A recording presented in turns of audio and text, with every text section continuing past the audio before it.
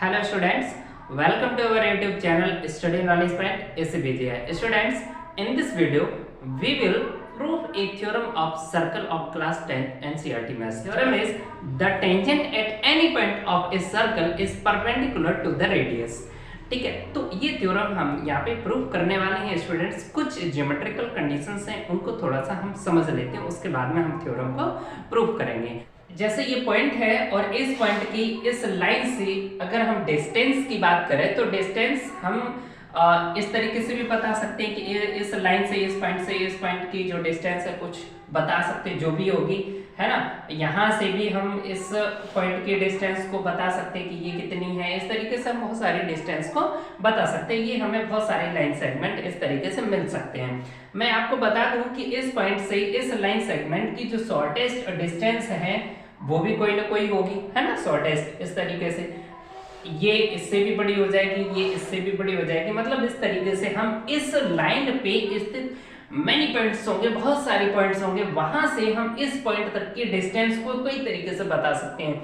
अलग अलग मेजरमेंट इनका होगा, बट यहाँ पे शॉर्टेस्ट डिस्टेंस की अगर मैं बात करूं तो कोई ना कोई एक डिस्टेंस ऐसी होगी जो सबसे छोटी होगी, शॉर्टेस्ट डिस्टेंस होगी, ठीक है ना। क्या होगी? Shortest distance. अब शॉर्टेस्ट डिस्टेंस जो होती है इस लाइन सेगमेंट पे वो ऑलवेज जो है परपेंडिकुलर होती है, ठीक है ना स्टूडेंट्स।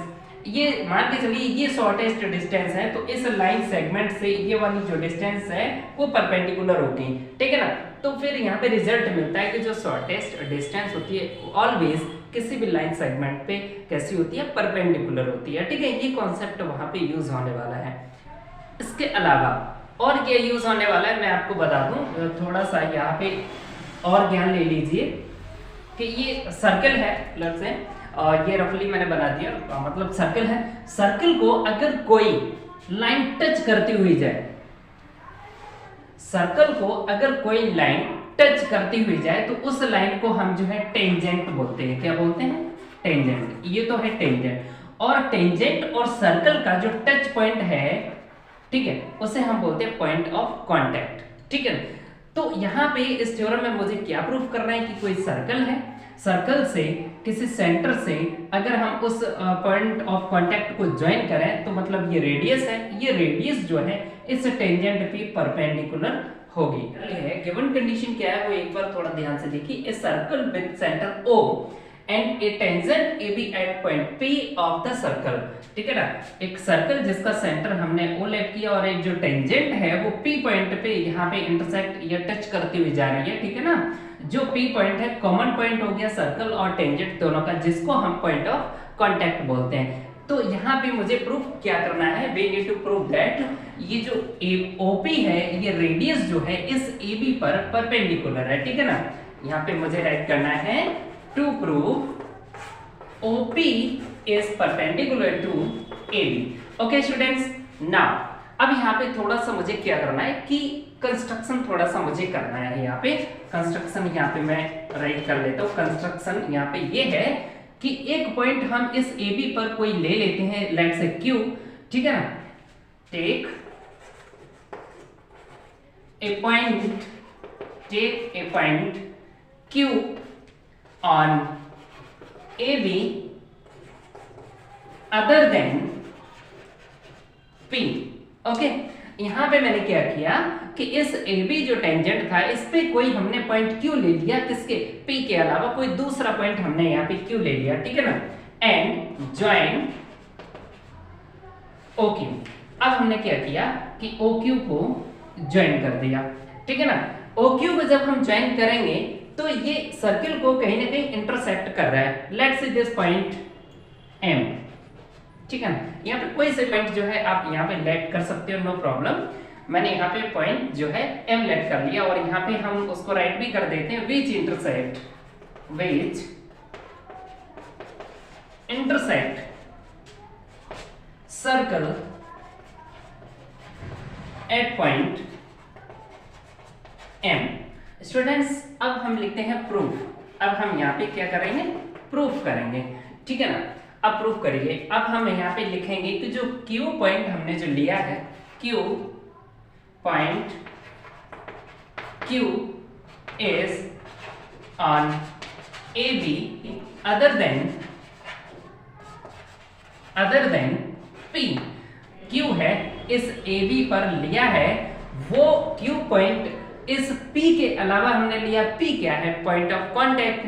तो ये Q जो है पॉइंट ऑफ कांटेक्ट से अलग है, पॉइंट ऑफ कांटेक्ट ओनली एक हो सकता है, ठीक है ना। तो Q क्या हो गया? इस सर्कल के बाहर हो गया। तो हम यहाँ पे लिखेंगे therefore Q is outside of circle, ठीक है ना।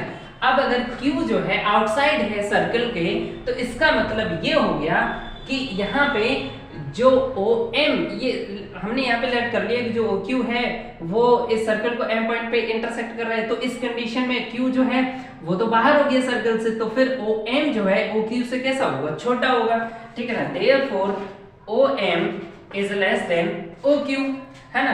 अब जब OM OQ से लेस है और OM जो है वो OP के इक्वल है, क्यों इक्वल है? क्योंकि OM क्या है? रेडियस, और OP क्या है? वो भी रेडियस, है ना। तो फिर OM की जगह पे हम राइट कर सकते हैं OP, ठीक है ना, क्योंकि ये दोनों क्या है? रेडियाई। तो फिर OM is equal OP, then OP is less than OQ। ये भी हम राइट कर सकते हैं कि OP जो है OQ से लेस होगा, ठीक है ना। अब यहाँ पे एक रिजल्ट हमें जो मिला है, OP जो रेडियस है वो OQ से जो कैसा हो गया? लेस हो गया, स्मॉलर होगा, is shorter than any other line segment,